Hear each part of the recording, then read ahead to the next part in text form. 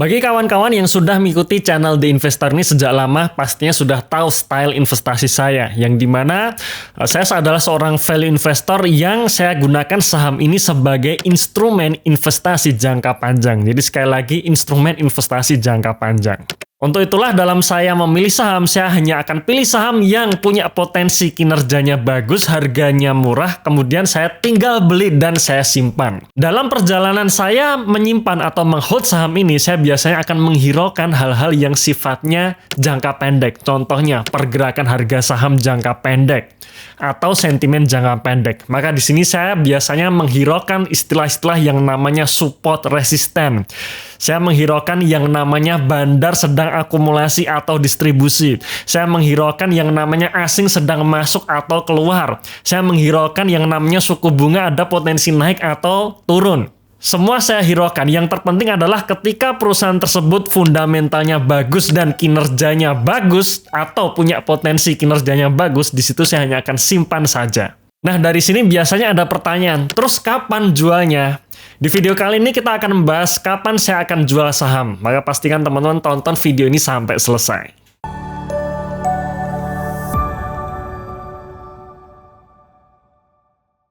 Oke, bagi teman-teman yang baru mampir di channel ini, pastikan teman-teman sudah subscribe channel ini ya. Dan silahkan teman-teman untuk mendownload ebook kami. Karena di ebook tersebut ada beberapa ilmu atau beberapa catatan yang bisa dijadikan tambahan referensi. Seperti mengenai mindset investasi dan juga contoh-contoh saham under value. Ebook tersebut bisa di-download secara gratis melalui link di dalam deskripsi di video ini atau dalam kolom komentar yang sudah kami pin.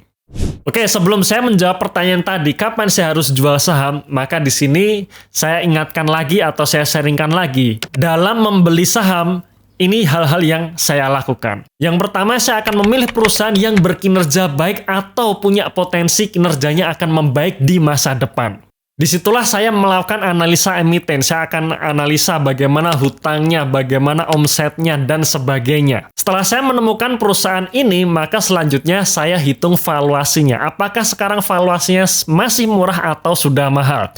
Karena kalau misalkan kita sudah membeli perusahaan bagus, tapi kita belinya di harga yang sudah mahal, ya tentu saja yield kita akan terbatas di masa depan ya, atau potensi keuntungannya akan lebih terbatas. Makanya valuasi yang murah itu juga merupakan hal yang wajib saat kita membeli saham. Setelah menemukan perusahaan berkinerja baik dan valuasinya murah, ya tinggal beli kemudian simpan. Sesimpel itu. Nah, sebenarnya dari sini kita sudah bisa simpulkan ya, berarti kapan kita harus menjual saham atau kapan saya pribadi akan menjual saham. Yang pertama, saya akan jual saham ketika skenarionya atau proyeksi kinerjanya tidak sesuai harapan saya. Dalam melakukan analisa, saya akan memproyeksi kira-kira saham ini punya potensi kenaikan kinerja yang sangat bagus di masa depan dengan poin-poin tertentu. Misalnya, hutangnya berkurang. Yang kedua, omsetnya naik. Yang ketiga, perusahaan melakukan efisiensi. Ya, contohnya seperti itu. Nah, misalkan dalam perjalanan, ya setelah rilis laporan keuangan keluar dan ternyata tidak sesuai harapan saya, misalkan tiba-tiba hutangnya naik, hutangnya menjadi membesar sehingga hutang ini akan menggerus laba bersih, maka potensi kenaikan laba bersih di masa depan tidak sesuai dengan yang saya harapkan. Nah, disitulah saya akan menjual sahamnya. Walaupun misalkan posisinya dalam cut loss ya, dalam artian memang perubahan fundamental tersebut sudah tidak sesuai yang saya inginkan. Itu yang pertama. Kemudian yang kedua, ketika valuasinya sudah tidak murah lagi, sudah menyentuh harga wajar lagi atau bahkan sudah overvalue atau sudah mahal. Maka di situ juga nggak ada salahnya kita lakukan take profit. Misalkan ketika kita menyimpulkan bahwa harga wajar sahamnya adalah di PBV 2 kali misalkan, di mana PBV 2 kali ini setelah kita hitung-hitung dengan posisi equity saat ini, harganya seharusnya berada di angka 2.000. Dalam perjalanannya, kinerja perusahaan ternyata sesuai dengan proyeksi di mana labanya naik signifikan. Akhirnya harga saham yang tadinya 1.000 naik menjadi 2.000 dalam kurun waktu katakanlah 2 tahun seperti itu ya. Maka setelah menyentuh harga wajarnya, kita coba analisa kembali. Masih ada potensi naik nggak kinerjanya? Kalau kinerjanya sudah potensi kenaikannya sudah mulai terbatas, ya di situ saya pun akan menjual. Biasanya ciri-cirinya seperti ini. Misalkan saya membeli saham yang labanya naik 200% misalkan. Berjalannya waktu biasanya kenaikan atau growth 200% ini tidak akan berlangsung lama. Biasanya hanya setahun pertama. Setelah itu tahun berikutnya pertumbuhan labanya akan menurun. Jadi katakanlah 40%. Nah, ketika labanya masih naik 40%, ya kita hitung-hitung lagi. Apakah masih worth ketika labanya kenaikannya sudah, growth-nya sudah tidak sesignifikan tahun kemarin. Kalau misalkan masih worth untuk kita hold, ya kita lanjutkan hold saja. Dan biasanya setelah naik 40% secara tahunan, maka di tahun setelahnya biasanya growth-nya sudah tidak akan 40% lagi. Bahkan biasanya akan berkurang, hanya tinggal sekitar 15%. Nah, kalau sudah kenaikan growth-nya hanya 15%, disitulah saya akan melakukan take profit. Artinya kinerja perusahaan sesuai dengan proyeksi saya, sesuai dengan yang saya inginkan, dan growth-nya sudah mulai melambat, disitulah saya jual. Karena biasanya saat growth-nya sudah mulai melambat, harga sahamnya memang sudah naik dan sudah mencapai harga wajarnya. Kemudian yang ketiga adalah ketika kita mau rebalancing. Nah, rebalancing ini maksudnya apa? Maksudnya adalah ketika kita menemukan perusahaan yang lebih bagus lagi, atau mungkin kita mau membersihkan ya, atau beres-beres portofolio kita yang berantakan mungkin. Nah, di video kali ini saya akan memberikan contoh bagaimana rebalancing itu bisa kita lakukan. Nah, ini saya berikan contoh ya, salah satu member kami yang curhat ke saya bagaimana beliau ternyata punya banyak sekali saham yang kondisinya agak berantakan ya. Jadi beliau ini punya 18 saham dengan kelolaan sekitar 2 miliar rupiah. Nah, beliau sekarang bingung nih, ibaratnya bingung. Kira-kira apa yang harus saya lakukan? Nah, maka dengan kondisi seperti ini ya, yang harus kita lakukan adalah kita melakukan rebalancing. Misalkan posisi ini ada di posisi saya. Maka dari 18 saham ini saya akan mensortir kembali kira-kira saham mana yang saya mengerti bisnisnya, saya mengerti kondisi kinerjanya, dan saya mengerti valuasi maupun prospeknya. Dan hanya saham itulah yang saya pilih. Yang lainnya maka bisa kita anggap saham-saham yang tidak saya pilih, di situ saya akan jual.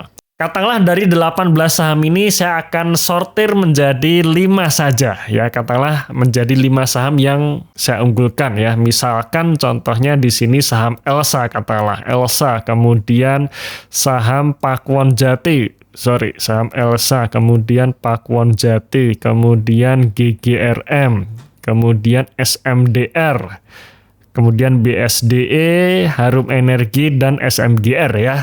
Contohnya 7 ya, bukan 5 tapi 7. Misalkan 7 ini.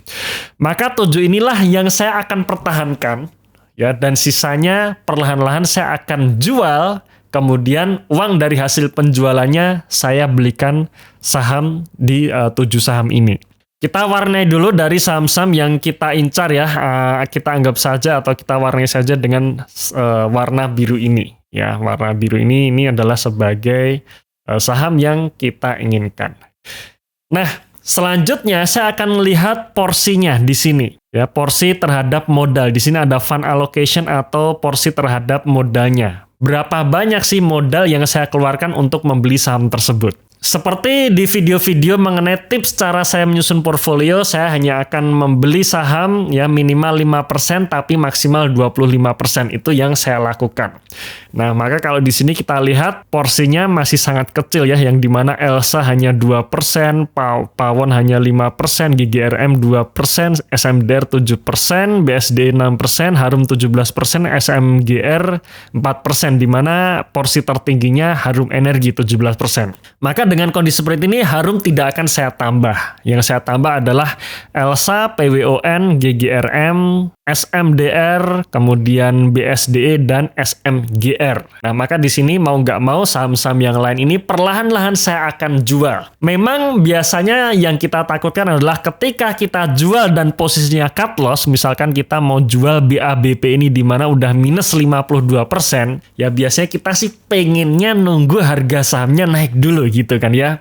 Harga sahamnya naik dulu, paling tidak ya minusnya berkurang sampai 5% saja, baru kita jual, baru kita belikan saham yang lain. Nah, biasanya seperti itu kan ya.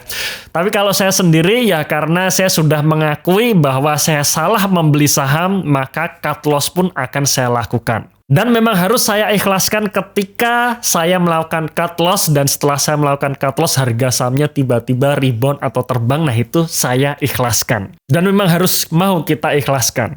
Memang dalam hal kita mau beres-beres portofolio, bisa kita lakukan di dua kondisi ya. Yang pertama mungkin kita menunggu saat market euforia. Dalam artian market euforia, misalkan kita menunggu sampai IHSG benar-benar rally ya. Rally-nya rally yang sangat bagus sehingga biasanya sih harga saham pada akhirnya juga pada naik. Itu bisa kita gunakan untuk mengurangi posisi minus kita.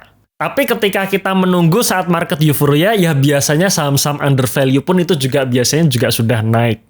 Dan bahkan biasanya kenaikannya makin tinggi lagi karena ketika market euforia maka saham-saham under value yang kena atau dapat sentimen positifnya kenaikannya akan sangat bagus seperti itu.